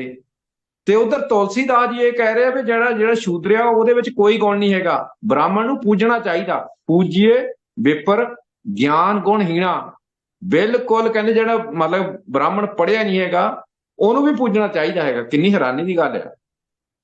ਹੁਣ ਉਧਰ ਗੁਰੂ ਰਵਿਦਾਸ ਜੀ ਕਹਿ ਰਹੇ ਜਾਤ ਪਾਤ ਕੇ ਕਾਰਨ ਹੋਤ ਨਾ ਕੋਈ ਨੀਚ, ਕਮਾਲ ਦੀ ਗੱਲ ਆ। ਪਰ ਸੁਮਨ ਸਾਹਿਬ ਦੇਖਣ ਵਾਲੀ ਹੈਗੀ ਆ, ਸਮਾਜਿਕ ਢਾਂਚੇ ਵਿੱਚ ਆਪਾਂ ਮਹਾਪੁਰਸ਼ਾਂ ਨੂੰ ਜ਼ਰੂਰ ਮੰਨਦੇ, ਪਰ ਉਹਨਾਂ ਦੀ ਨਹੀਂ ਮੰਨਦੇ ਹੈਗੇ। ਪਰ ਜੀ ਗੁਰੂ ਤਾਂ ਸਾਡਾ ਬ੍ਰਾਹਮਣ ਹੀ ਆ। ਦੇਖੋ ਅਸੀਂ ਸੋਚਦੇ ਹਾਂ ਕਿ ਅਸੀਂ ਬਹੁਤ ਤਰੱਕੀਆਂ ਕਰ ਲਈਆਂ, ਪਰ ਵਿਚਾਰਧਾਰਕ ਤੌਰ ਤੇ ਬਹੁਤ ਹੁਣੇ ਆ, ਪਿੱਛੇ ਆ। ਅਸੀਂ ਕਿੱਦਾਂ? ਮਿਸਾਲ ਦੇ ਤੌਰ ਤੇ ਮਤਲਬ ਅਸੀਂ ਗੁਰੂ ਘਰ ਵੀ ਆਪਣੇ ਬਣਾ ਲਏ ਹੈਗੇ ਆ, ਪਰ ਅਸੀਂ ਉਹਨਾਂ ਦੀ ਪੂਜਾ ਕਰ ਰਹੇ ਹਾਂ ਉੱਥੇ। ਜਿੱਦਾਂ ਗੁਰੂ ਰਵਿਦਾਸ ਮਹਾਰਾਜ, ਜਿੱਦਾਂ ਤੁਸੀਂ ਦੱਸਦੇ ਵਿੱਚ ਚਰਚਾ ਕਰਦੇ ਸੀਗੇ, ਉਹਨਾਂ ਨੇ ਮਤਲਬ ਕਿ ਜਿਹੜਾ ਹੈ ਇੱਕ ਸੰਕਲਪ ਲਿਆ, ਉਹਨਾਂ ਨੇ ਚੈਲੰਜ ਕੀਤਾ, ਮਤਲਬ ਕਿ ਵਿਚਾਰ ਗੋਸ਼ਟੀਆਂ ਸਾਨੂੰ ਕਰਨੀਆਂ ਚਾਹੀਦੀਆਂ। ਵਿਚਾਰ ਗੋਸ਼ਟੀਆਂ ਤਾਂ ਹੋ ਹੀ ਨਹੀਂ ਰਹੀਆਂ ਹੈਗੀਆਂ। ਅਸੀਂ ਉਹਨਾਂ ਨੇ ਆਰਤੀ ਦਾ ਖੰਡਨ ਕੀਤਾ ਸੀ, ਅਸੀਂ ਆਰਤੀਆਂ ਘਮਾਉਣ ਲੱਗ ਪਏ। ਜਿਹੜੀਆਂ ਤੁਸੀਂ ਇੰਨੀਆਂ ਡੂੰਘੀਆਂ ਗੱਲਾਂ ਦੱਸਦੇ, ਚਰਚਾ ਤਾਂ ਇੱਥੇ ਹੋਣੀ ਚਾਹੀਦੀ ਸੀ ਵੀ ਗੁਰੂ ਮਹਾਰਾਜ ਇਹ ਕਹਿੰਦੇ ਹੈਗੇ ਆ। ਉਹ ਜਾਣੀ ਕਿ ਸਮਾਜ ਦੇ ਵਿੱਚ ਜਿਹੜੀ ਵਿਚਾਰਧਾਰਾ ਹੈ ਉਹ ਦਿਸ ਨਹੀਂ ਰਹੀ ਹੈਗੀ। ਤਾਂ ਸੁਮਨ ਸਾਹਿਬ ਲਾਟ ਤੇ ਮੈਂ ਇਹ ਜਾਣਨਾ ਚਾਹਨਾ ਕਿ ਗੁਰੂ ਰਵਿਦਾਸ ਮਹਾਰਾਜ ਇਹਦਾ ਹੱਲ ਜਿਹੜਾ, ਜਿਹਦਾ ਤੁਸੀਂ ਕਾਰਨ ਦੱਸਿਆ ਨਾ, ਦੁੱਖਾਂ ਦਾ ਕਾਰਨ ਦੱਸਿਆ, ਭਗਵਾਨ ਬੁੱਧ ਕਹਿੰਦੇ ਉਹਦਾ ਨਿਵਾਰਨ ਵੀ ਆ। ਤਾਂ ਗੁਰੂ ਰਵਿਦਾਸ ਮਹਾਰਾਜ ਜੀ ਜਿਹੜੇ ਆ ਉਹ ਰਾਜ ਦੀ ਵੀ ਗੱਲ ਕਰਦੇ ਆ। ਉਹ ਬੇਗਮ ਕਿੱਦਾਂ ਦਾ ਹੋਣਾ ਚਾਹੀਦਾ ਇਨਸਾਨ ਕਿ ਉਹਨੂੰ ਕੋਈ ਦੁੱਖ ਤਕਲੀਫ ਨਾ ਹੋਵੇ, ਉਹਨੂੰ ਕੋਈ ਰੋਕੇ ਟੋਕੇ ਨਾ। ਲਾਟ ਤੇ ਇਹਦੇ ਬਾਰੇ ਵਿਆਖਿਆ ਜ਼ਰੂਰ ਕਰੋ ਜੀ। ਦੇਖੋ, ਜਦੋਂ ਫਿਰ ਸਤਿਗੁਰੂ ਰਵਿਦਾਸ ਜੀ ਜਿਹੜੇ ਉਹ ਕਾਰਨ ਵੀ ਲੱਭ ਲੈਂਦੇ ਆ, ਜੀ ਸਾਡੇ ਸਮਾਜ ਨੂੰ ਸੁਨੇਹਾ ਵੀ ਦੇ ਰਹੇ ਆ ਕਿ ਬਈ ਜੀ ਪਰਾਧੀਨਤਾ ਪਾਪ ਹੈ, ਜਾਣ ਰਿਓ ਰੇ ਮੀਤ। ਵੀ ਇਹ ਭਾਈਓ, ਇਹ ਮੇਰੇ ਬਹੁਜਨੋ, ਜਾਣ ਲਓ ਕਿ ਗੁਲਾਮੀ ਜਿਹੜਾ ਹੈ ਕੋੜ ਆ, ਇਹ ਪਾਪ ਜੀ ਆ, ਇਹਨੂੰ ਜਾਣ ਲਓ। ਤੇ ਉਹਦੇ ਨਾਲ ਫਿਰ ਸਾਨੂੰ ਸਿੱਖਿਆ ਵੀ ਦਿੰਦੇ ਆ ਕਿ ਉਹਦੇ ਨਾਲ ਲੜਨਾ ਕਿੱਦਾਂ ਆ। ਜੀ ਜੀ ਸਤਸੰਗ ਮਿਲ ਰਹੀ ਹੋ ਮਾਧੋ, ਜੈਸੇ ਮਤਕ ਮਫਕੀਰਾ। ਤੇ ਨਾਲ ਫਿਰ ਬਿਲਕੁਲ ਸਾਨੂੰ ਜਿਹੜਾ ਸੰਕਲਪ ਦੇ ਰਹੇ ਆ, ਉਹ ਦੇਖੋ ਕਿੰਨਾ ਸੋਹਣਾ ਸੰਕਲਪ ਦੇ ਰਹੇ ਆ ਕਿ ਐਸਾ ਚਾਹੂੰ ਰਾਜ ਮੈਂ, ਜੀ ਜਹਾਂ ਜੀ ਮਿਲੇ ਸਬਨ ਕੋ ਅੰਨ, ਵਾਹ ਜੀ ਵਾਹ। ਛੋਟ ਬੜੇ ਸਭ ਸਮ ਬਸੇ, ਰਵਿਦਾਸ ਰਹੇ ਪ੍ਰਸੰਨ। ਹੁਣ ਆਹ ਚੀਜ਼ ਨੂੰ ਸਾਨੂੰ ਪਕੜ ਕੇ, ਤਾਂ ਅਗਰ ਅਸੀਂ ਸਤਿਗੁਰੂ ਰਵਿਦਾਸ ਜੀ ਨੂੰ ਪ੍ਰਸੰਨ ਕਰਨਾ ਆ, ਅਗਰ ਅਸੀਂ ਆਪਣੇ ਮਹਾਂਪੁਰਸ਼ਾਂ ਨੂੰ ਪ੍ਰਸੰਨ ਕਰਨਾ ਆ, ਤੇ ਉਹਨਾਂ ਦੀ ਗੱਲ ਨੂੰ ਮੰਨਣਾ ਪਏਗਾ। ਬਿਲਕੁਲ ਤੇ ਸਾਨੂੰ ਉਹ ਜਿਹੜਾ ਰਾਜ ਆ, ਉਹ ਧੰਮ ਰਾਜ, ਕਿ ਜਿੱਥੇ ਸਾਰੇ ਕੀ ਕਹਿੰਦੇ, ਧੰਮਿਕ ਰਾਜਾ ਧੰਮਿਕ ਪੱਜਾ। ਜੀ ਤੇ ਇੱਥੇ ਫਿਰ ਜਦੋਂ ਸਮਾਜ ਨੂੰ ਅਸੀਂ ਤਿਆਰ ਕਰ ਲਵਾਂਗੇ, ਸਤਿਗੁਰੂ ਰਵਿਦਾਸ ਜੀ ਪਹਿਲਾਂ ਸਮਾਜ ਨੂੰ ਤਿਆਰ ਕਰਨ ਦੀ ਗੱਲ ਕਰਦੇ ਆ। ਬਿਲਕੁਲ ਜੀ ਬਿਲਕੁਲ। ਤੇ ਇਸੇ ਤਰ੍ਹਾਂ ਜਦੋਂ ਜਦੋਂ ਅਸੀਂ ਪੁਰਾਣੀ ਹਿਸਟਰੀ ਨੂੰ ਜਾਣਦੇ ਆ, ਤਥਾਗਤ ਬੁੱਧ ਤੋਂ ਲੈ ਲਓ, ਤੇ ਤਥਾਗਤ ਬੁੱਧ ਨੇ ਪਹਿਲਾਂ ਕੀ ਕੀਤਾ, ਇੱਕ ਸਮਾਜਿਕ ਪਰਿਵਰਤਨ ਲਿਆਂਦਾ। ਜੀ ਬਿਲਕੁਲ। ਸਮਾਜਿਕ ਪਰਿਵਰਤਨ ਦੇ ਨਾਲ ਧਾਰਮਿਕ ਪਰਿਵਰਤਨ ਲਿਆਂਦਾ। ਤੇ ਉਹਨੂੰ ਤੁਸੀਂ ਦੇਖ ਲਓ ਕਿ 800 ਸਾਲ ਲਗਾਤਾਰ ਇਹ ਬੁੱਧਾਂ ਦਾ ਰਾਜ ਰਿਹਾ। ਹਾਂਜੀ ਬਿਲਕੁਲ, ਜਿਹਨੂੰ ਸੋਨੇ ਦੀ ਚਿੜੀਆ ਕਿਹਾ ਜਾਂਦਾ ਹੈਗਾ ਜੀ। ਹਾਂਜੀ ਹਾਂ, ਸੋਨੇ ਦੀ ਚਿੜੀਆ, ਜਿਹਨੂੰ ਆਪਾਂ ਕਹਿ ਸਕਦੇ ਹਾਂ ਕਿ ਇਹਨੂੰ ਇਹੋ ਜਿਹੇ ਸਮੇਂ ਨੂੰ ਅਸੀਂ ਸਤਿਯੁਗ ਕਹਿ ਸਕਦੇ ਹਾਂ ਕਿ ਜਦੋਂ ਮਨੁੱਖ ਜਿਹੜਾ ਆ, ਮਨੁੱਖ ਦੇ ਦੁੱਖ ਦਰਦ ਨੂੰ ਸਮਝ ਕੇ ਉਸ ਦੁੱਖ ਦੇ ਨਿਵਾਰਨ ਦੀ ਗੱਲ ਕਰੇ। ਤਥਾਗਤ ਬੁੱਧ ਕਹਿੰਦੇ ਆ, ਮੇਰਾ ਜਿਹੜਾ ਧੰਮ ਆ, ਉਹਦੇ ਨਾਲ ਈਸ਼ਵਰ ਦਾ ਜਾਂ ਰੱਬ ਦਾ ਕੋਈ ਵਾਸਤਾ ਨਹੀਂ, ਉਹਦੇ ਨਾਲ ਆਤਮਾ ਪਰਮਾਤਮਾ ਦਾ ਕੋਈ ਵਾਸਤਾ ਨਹੀਂ। ਮੇਰਾ ਧੰਮ ਜਿਹੜਾ ਆ, ਉਹਦਾ ਵਾਸਤਾ ਆ ਇੱਕ ਮਨੁੱਖ ਦੁਖੀ ਆ, ਤੇ ਇੱਕ ਦੂਸਰਾ ਮਨੁੱਖ ਉਸ ਦੁਖੀ ਮਨੁੱਖ ਲਈ ਕੀ ਕਰ ਸਕਦਾ ਉਹਦੇ ਦੁੱਖ ਦੂਰ ਕਰਨ ਲਈ। ਆ ਸਾਡੇ ਮਹਾਂਪੁਰਸ਼ਾਂ ਦੀ ਬਾਣੀ ਆ। ਜਦੋਂ ਗੁਰੂ ਆਪਣੇ ਬਾਬਾ ਸਾਹਿਬ ਡਾਕਟਰ ਅੰਬੇਡਕਰ ਜੀ ਦੀ ਗੱਲ ਕਰਦੇ ਆ, ਉਹ ਦੇਖੋ ਸਾਨੂੰ ਕਿੰਨੀ ਸੋਹਣੀ ਇੱਕ ਕੋਟੇਸ਼ਨ ਦਿੰਦੇ ਆ ਕਿ ਪਹਿਲਾਂ ਸਾਡੇ ਵਿੱਚ ਵਿਚਾਰ, ਮਹਾਂਪੁਰਸ਼ਾਂ ਦੀ ਬਾਣੀ ਨੂੰ ਪੜ੍ਹ ਕੇ ਆਪਣੇ ਵਿਚਾਰਾਂ ਨੂੰ ਬਦਲੋ। ਬਿਲਕੁਲ ਜੀ। ਤੇ ਜਦੋਂ ਵਿਚਾਰ ਬਦਲ ਜਾਣਗੇ, ਤਾਂ ਫਿਰ ਸਾਡੇ ਵਿੱਚ ਆਚਰਣ ਪਰਿਵਰਤਨ ਆਏਗਾ। ਬਿਲਕੁਲ ਜੀ। ਜਦੋਂ ਸਾਡੇ ਆਚਰਣ ਪਰਿਵਰਤਨ ਆਏਗਾ, ਸਾਡੇ ਵਿੱਚ ਫਿਰ ਸੰਸਕ੍ਰਿਤਿਕ ਪਰਿਵਰਤਨ ਆਏਗਾ। ਜੀ ਜੀ ਜੀ। ਜਦੋਂ ਸਾਡਾ ਕਲਚਰ ਬਣ ਜਾਏਗਾ, ਸੰਸਕ੍ਰਿਤਿਕ ਪਰਿਵਰਤਨ ਆਏਗਾ, ਫਿਰ ਇੱਕ ਸਮਾਜਿਕ ਪਰਿਵਰਤਨ ਆਏਗਾ। ਜੀ ਜਦੋਂ ਫਿਰ ਸਮਾਜਿਕ ਪਰਿਵਰਤਨ ਆਇਆ, ਅਸੀਂ ਫਿਰ ਸਾਡੇ ਮਹਾਂਪੁਰਸ਼ਾਂ ਦੀ ਬਾਣੀ ਨੂੰ ਅੱਛੀ ਤਰ੍ਹਾਂ ਸਮਝ ਲਿਆ, ਫਿਰ ਸਾਡੇ ਵਿੱਚ ਇੱਕ ਧਾਰਮਿਕ ਪਰਿਵਰਤਨ ਆਏਗਾ, ਜਿਹੜਾ ਕਿ ਸਾਨੂੰ ਇੱਕਦਮ, ਜਿਹੜੇ ਕਿ ਜਿੱਦਾਂ ਸਤਿਗੁਰੂ ਰਵਿਦਾਸ ਜੀ ਕਹਿੰਦੇ ਆ, ਸਤਸੰਗ ਮਿਲ ਰਹੀ ਹੋ ਮਾਧੋ, ਜੈਸੇ ਮਤਕ ਮਖੀਰਾ। ਫਿਰ ਅਸੀਂ ਜੁੜ ਜਾਵਾਂਗੇ। ਤੇ ਜਦੋਂ ਅਸੀਂ ਫਿਰ ਧਾਰਮਿਕ ਪਰਿਵਰਤਨ ਆਏਗਾ, ਫਿਰ ਆਰਥਿਕ ਪਰਿਵਰਤਨ ਆਏਗਾ। ਜਦੋਂ ਫਿਰ ਇਹ 3-4 ਪਰਿਵਰਤਨ ਜਦੋਂ ਅਸੀਂ ਗੱਲਾਂ ਕਰਦੇ ਹਾਂ, ਤਾਂ ਫਿਰ ਜਿਹੜਾ ਰਾਜਨੀਤਿਕ ਪਰਿਵਰਤਨ ਆਏਗਾ, ਤੇ ਉਹੀ ਰਾਜ ਲਿਆਏਗਾ, ਐਸਾ ਚਾਹੂੰ ਰਾਜ ਮੈਂ, ਜਹਾਂ ਮਿਲੇ ਸਬਨ ਕੋ ਅੰਨ, ਛੋਟ ਬੜੇ ਸਭ ਸਮ ਬਸੇ, ਰਵਿਦਾਸ ਰਹੇ ਪ੍ਰਸੰਨ। ਤਥਾਗਤ ਬੁੱਧ ਦੀ ਨਿਵਾਨ ਭੂਮੀ ਸੁਖਾਵਤੀ, ਤੇ ਸਤਿਗੁਰ ਕਬੀਰ ਜੀ ਦੀ ਪ੍ਰੇਮ ਨਗਰੀ, ਜੀ ਤੇ ਬਾਬਾ ਸਾਹਿਬ ਡਾਕਟਰ ਅੰਬੇਡਕਰ ਜੀ ਦਾ ਪ੍ਰਬੁੱਧ ਭਾਰਤ, ਜੀ ਜੀ ਗੁਰੂ ਰਵਿਦਾਸ ਜੀ ਦਾ ਬੇਗਮਪੁਰਾ, ਜੀ ਤੁੱਕਾ ਰਾਮ ਦਾ ਭੰਡਾਰਪੁਰ, ਇਹ ਫਿਰ ਜੀ ਸਾਰਾ ਇੱਕ ਧੰਮ ਰਾਜ ਬਣਾ ਕੇ ਹੁਣ ਸਾਡੇ ਕੋਲ ਸਮਾਂ ਆ ਇਹ ਜਾਤਾਂ ਪਾਤਾਂ ਦੇ ਚੱਕਰਾਂ ਨੂੰ ਛੱਡ ਕੇ ਜਾਤ ਨੂੰ ਆਪਣੇ ਵਿੱਚੋਂ ਕੱਢ ਦਿਓ। ਆਪਣੇ ਵਿੱਚੋਂ ਜਿਹੜੀ ਤੁਹਾਡੇ ਵਿੱਚ ਜਿਹੜੀ ਇਨਫੈਰਿਟੀ ਕੰਪਲੈਕਸ ਆ, ਜਿਹੜੀ ਹੀਨਤਾ ਆ, ਤੇ ਜਦੋਂ ਅਸੀਂ ਆਪਣੇ ਆਪ ਨੂੰ ਹੀਨ ਨਾ ਸਮਝਾਂਗੇ, ਆਪਣੇ ਆਪ ਨੂੰ ਹੀਨ ਸਮਝਣਾ ਬੰਦ ਕਰ ਦਈਏ, ਆਪਣੀ ਜਾਤ ਜਿਹੜੀ ਆ ਇਹ ਜਾਤ ਨੂੰ ਖਤਮ ਕਰ ਦਈਏ, ਤਾਂ ਆਪਣੇ ਆਪ ਹੀ ਫਿਰ ਸਾਡੇ ਵਿੱਚ ਯੂਨਿਟੀ ਆਉਣੀ ਸ਼ੁਰੂ ਹੋ ਜਾਏਗੀ। ਤਾਂ ਬਿਲਕੁਲ ਜੀ ਇਹੀ ਬਿਲਕੁਲ ਇਹੀ ਸਤਿਗੁਰਾਂ ਗੁਰੂ ਰਵਿਦਾਸ ਜੀ ਦਾ, ਤਥਾਗਤ ਭਗਵਾਨ ਬੁੱਧ ਦਾ, ਤੇ ਬਾਕੀ ਸਾਡੇ ਸਤਿਗੁਰੂ ਕਬੀਰ ਜੀ ਦਾ, ਸਤਿਗੁਰੂ ਨਾਮਦੇਵ ਜੀ ਦਾ, ਅਗਰ ਤੁਸੀਂ ਉਹਨਾਂ ਦੀ ਬਾਣੀ ਨੂੰ ਤੁਸੀਂ ਪੜ੍ਹੋਗੇ ਤਾਂ ਉਹ ਸਾਨੂੰ ਇਹੀ ਸੁਨੇਹਾ ਦਿੰਦੇ ਆ ਕਿ ਜਿਸ ਤਰ੍ਹਾਂ ਕਿ ਆਪਾਂ ਹੁਣ ਤੁਸੀਂ ਬਹੁਤ ਸੋਹਣਾ ਜਿਹੜਾ ਸ਼ਲੋਕ ਤੇ ਸਤਿਗੁਰੂ ਰਵਿਦਾਸ ਜੀ ਦਾ ਬੋਲਿਆ ਆ ਕਿ ਜੀ ਰਵਿਦਾਸ ਜਨਮ ਕੇ ਕਾਰਨਾ ਨੇ ਹੋਤ ਨਾ ਕੋਈ ਨੀਚ, ਨਰ ਕੋ ਨੀਚ ਕਰੇ ਡਾਰੀ ਹੈ, ਉੱਚੇ ਕਰਮ ਕੀ ਕੀਚ। ਜਦੋਂ ਬਿਲਕੁਲ ਸਾਡੇ ਕਰਮ ਅੱਛੇ ਹੋ ਜਾਣਗੇ ਤਾਂ ਅਸੀਂ ਨੀਚ ਦੇ ਉੱਪਰੋਂ ਕਿੱਦਾਂ ਕਹਿੰਦੇ ਆ, ਨੀਚੋ ਊਚ ਕਰੇ ਮੇਰਾ ਗੋਬਿੰਦ, ਕਾਹੋਂ ਸਿੰਘ ਕਾਹੂ ਸੇ ਨਾ ਡਰੇ। ਉਹਦਾ ਮਤਲਬ ਇਹ ਆ ਕਿ ਜਦੋਂ ਤੁਸੀਂ ਉਹਨਾਂ ਦਾ ਜਿਹੜਾ ਸੁਨੇਹਾ ਆ, ਉਹਨਾਂ ਦਾ ਜਿਹੜੇ ਵਿਚਾਰ ਆ, ਉਹਨਾਂ ਦੇ ਨਕਸ਼ੇ ਕਦਮ ਆ, ਉਹਨਾਂ ਦੀ ਬਾਣੀ ਨੂੰ ਸਮਝ ਕੇ ਉੱਤੇ ਚੱਲ ਜਾਓਗੇ ਤਾਂ ਤੁਸੀਂ ਆਪਣੇ ਆਪ ਉੱਪਰ ਉੱਠੋਗੇ ਤੇ ਬਿਲਕੁਲ ਜੀ ਤੁਹਾਡੇ ਸਿਰ ਦੇ ਉੱਪਰ ਛਤਰ ਫਿਰ ਆਪਣੇ ਆਪ ਚੱਲਣਗੇ।